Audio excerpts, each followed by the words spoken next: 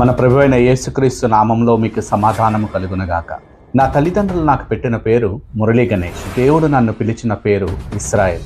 దేవుడు నాకు అనుగ్రహించిన పరిచర్య పేరు ఇస్రాయేల్ పరిచర్యలు, ఒక పరిశుద్ధ దేవుని పరిచర్య. నా జీవితంలో ఒక 10 సంవత్సరాలు అసోసియేట్ కెమెరామెన్ గా తెలుగు సినిమా పరిశ్రమలో పనిచేశాను. అలా పనిచేసి 2004లో సినిమా పరిశ్రమ నుంచి బయటికి వచ్చి కొన్ని వ్యాపారాలు చేస్తుండగా ఒక వ్యాపారంలో లాస్ అయ్యి అప్పుల్లోనికి వెళ్ళిపోయిన స్థితిలో 2008లో యేసుక్రీస్తును గూర్చిన సువార్తను విని ఆయన సజీవంగా ఉన్నాడని, పిలిస్తే వస్తాడని నమ్మి రహస్యంగా ప్రార్థన చేస్తున్నటువంటి రోజులవి.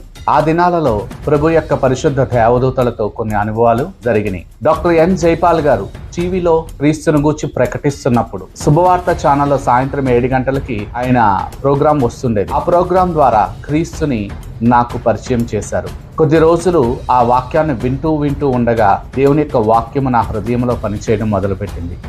ఆయన ప్రకటించినప్పుడు యేసుక్రీస్తు మన కోసం ఈ లోకానికి వచ్చారని, ఆయన చనిపోయి సమాధి చేయబడి మరల 3వ దినము తిరిగి లేచి ఇప్పుడు సజీవంగా ఉన్నాడని, పిలిస్తే వస్తాడని, మన జీవితంలో మనకు ఎదురయ్యే శ్రమలకు సమాధానము ఆయన ఇస్తాడన్న సత్యాన్ని ఆయన ప్రకటించినప్పుడు అది విని గ్రహించుకొని రహస్యంగా ప్రార్థన చేసి ప్రభు యొక్క రాకడ కోసము ఎదురు చూస్తూ ఉన్నటువంటి సమయంలో 2009 జనవరి 4 తెల్లవారుజామున 10 నిమిషాలు తక్కువ 3 గంటలకి ప్రభు నాకు దర్శనమిచ్చి 2 నిమిషాలు ఆయన నాకు కనపడి నాతో మాట్లాడినప్పుడు, ఖచ్చితంగా నీవు నన్ను నీ ప్రభువుగా అంగీకరిస్తావా, నీ జీవితకాలం నన్ను వెంబడిస్తావా అన్న మాట ఆయన నన్ను అడిగారు. అవును ప్రభువా, నిన్నే వెంబడిస్తానని సెలవిచ్చాను. ఆ మాటలో నీ నోటితో నువ్వు ఒప్పుకొని ప్రార్థన చేయి అన్నారు. కళ్ళు మూసుకొని నేను ప్రార్థన చేసి కళ్ళు తెరిచి చూసేటప్పటికి ఆయన లేరు. ఆ మరుసటి దినము వేకుజామున నేను లేచినప్పటి నుండి నా హృదయంలో ఉన్నటువంటి ఆల్కహాల్ తాగాలని, సిగరెట్ తాగాలని కోరిక మాయమైపోయింది. నా మనసులో ఉన్నటువంటి పాప స్వభావము